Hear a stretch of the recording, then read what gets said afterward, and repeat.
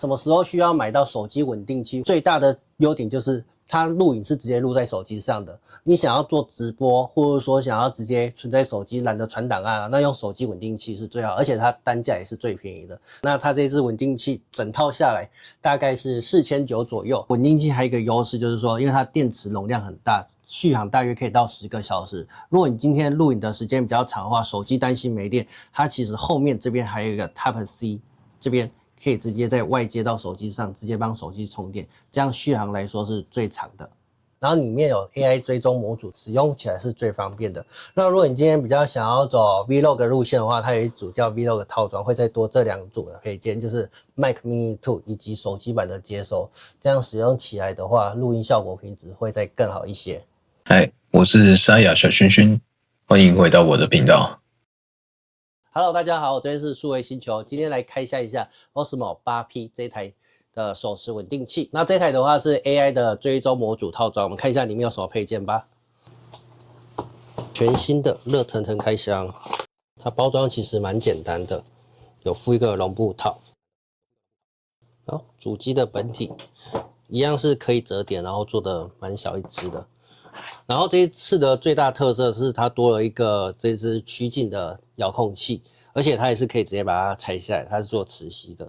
以往啊，你的控制的话都是只能在手把上操作，那這次的話就是可以直接拆下來，直接無線，或者說你要走比較遠的話，可以直接用這邊曲徑。而且它也是直接是彩色螢幕，所以操作起來的話會更直覺、更方便。然後這邊的話一樣是有腳架的功能。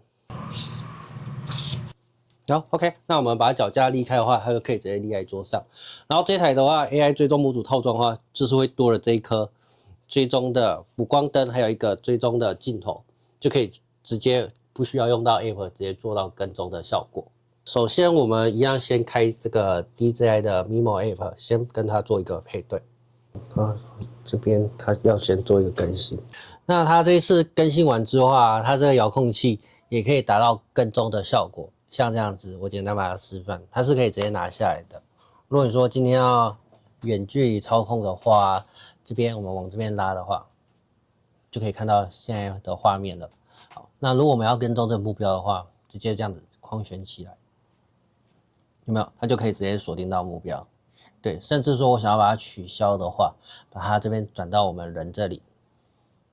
好，有沒有看到？這邊有看到我？好，就一樣，把它做一個框選，那它就一樣是可以達到跟蹤的效果。這邊可以調整你的方向，或者是說我這邊直接去調整錄影。這樣是完全沒問題的。它可以做到追蹤的部分呢，有2種方法。那第一種方法就是可以直接透過 DJI 的 Mimo App 直接達到跟蹤的效果。好，像我現在把這個追蹤模組拆下來的話，它螢幕就是會直接洗掉，就沒有剛剛的畫面。好，那我們配上這個 Mimo 的 App 之後啊，這邊就直接可以去做跟隨。這樣子直接用手機的 App 操作的話，也是蠻方便，跟第8代一樣有這種伸縮的功能。如果你今天要拍比較高的畫面，或者說要拍低角度的話，可以利用這種伸縮自拍棒去調整你要的距離跟高度。如果今天你是完全沒有買追蹤模組的話，那達到追蹤的狀況就是可以現在用這個 App 直接去操作，或者是說我可以開自己的原生相機，比如說抖音啊或 IG 啊直播軟體。那像這樣子的話是沒有辦法做跟蹤的畫面嘛？你看我這樣子它就歪掉，它就沒有辦法做跟蹤。那如果我今天配它 Apple Arcade 的功能的話，它就可以直接用 NFC 的方式可以達到跟蹤的效果。好，那配對的方式很簡單，就是把手機的 NFC 直接去感应到相機這裡。好，它就跳出這個配對的部分。好，那一開始的話要稍等一下，讓它連接上去。對，第一次使用的話時間會比較長一點。好，現在已經完成了。好，那像現在這樣子的話，它 Apple Arcade 連線之後，它就有跟隨的效果。可以看一下，我現在直接使用 Apple 原生的相機做拍攝，我這樣子相機做移動，它一樣可以做跟隨的效果。但是硬要說它的缺點的話，一定是會比 AI 的這個追蹤模組跟隨的速度再慢一點點，也會比 DJI Mimo 的 App 來的慢一點點。不過這個是比較適合說你今天要用剛剛講的其他的軟體，或者說原生相機，或者說你今天有自己習慣的一些相機軟體，或者什麼美圖秀秀啊，或者說要做直播的話，一樣可以用這樣子的方式讓它達到跟蹤的效果。OK， 好，這樣就出現一個黃色框框，它就會做跟隨了。對，一樣是可以達到跟蹤的效果的。好，那我們再裝回這個 AI 的追蹤模組進來。因為這個追蹤模組的話，我個人還是比較推薦做一起架構的，因為整套搭下來的話，功能其實是最完善的。因為它不只有追蹤的鏡頭以外，其實我從這邊做連線的話，可以直接實時看到我現在的畫面。對，這個方式的話，用起來會再更方便。然後如果說我今天要直接使用補光燈的話，它這個 App 可以直接這樣去做調整。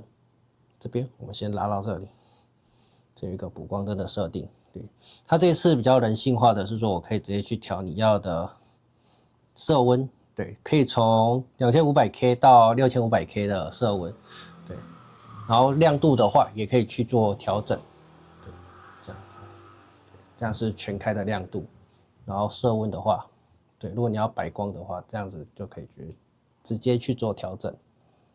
好，那我們先把補光燈關掉，它這次都是直接用觸控。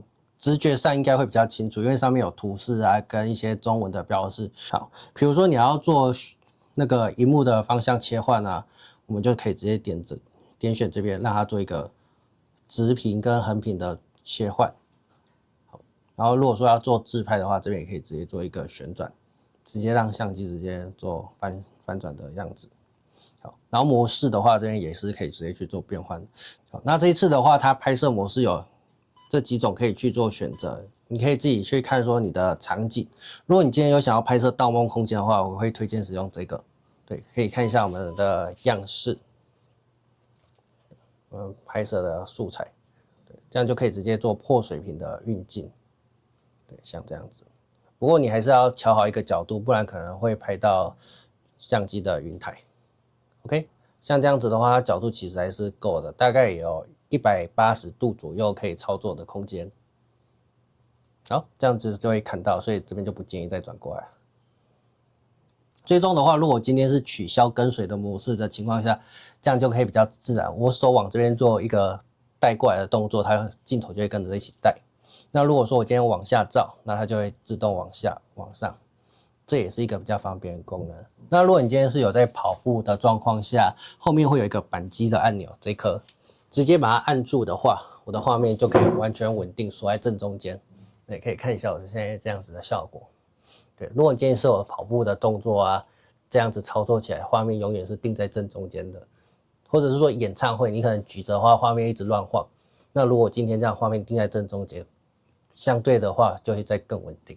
最後總結一下，什麼時候需要買到手機穩定器？最大的優點就是它錄影是直接錄在手機上的。你想要做直播，或者說想要直接存在手機，懶得傳檔案，那用手機穩定器是最好，而且它單價也是最便宜的。不想要花這麼貴的狀況買設備啊，如果不需要到 AI 追蹤模組的話，價格是4090，是最划算的組合。穩定器還有一個優勢就是說，因為它電池容量很大，續航大約可以到10個小時。如果你今天錄影的時間比較長的話，手機擔心沒電，它其實後面這邊還有一個 Type C， 這邊可以直接在外接到手機上，直接幫手機充電，這樣續航來說是最長的。那它這支穩定器整套下來大概是4900左右。如果你想要做直播啊，然後裡面有 AI 追蹤模組，操作起來也是最方便的。如果你今天是用像 iPhone 17啊，它會有3顆鏡頭，等於說你有3個焦段可以去做使用。那 Pocket 系列的話，它就只有單一個焦段，使用起來可能沒有像手機這麼方便。所以其實穩定器還是有它的優勢存在。那如果你今天比較想要走 Vlog 路線的話，它有一組叫 Vlog 套裝，會再多這2組的配件，就是 Mac Mini 2以及手機版的接收，錄音效果品質會再更好一些。那以上大概就是這樣子的介紹 ，OK。如果說以上介紹的話都覺得還不錯，可以再參考我們購買。OK， 那今天就到這邊，謝謝，拜拜。今天的影片就到這邊，我是沙啞小薰薰，感謝你的觀看，也歡迎幫我把影片看完，按讚、訂閱、留言支持一下。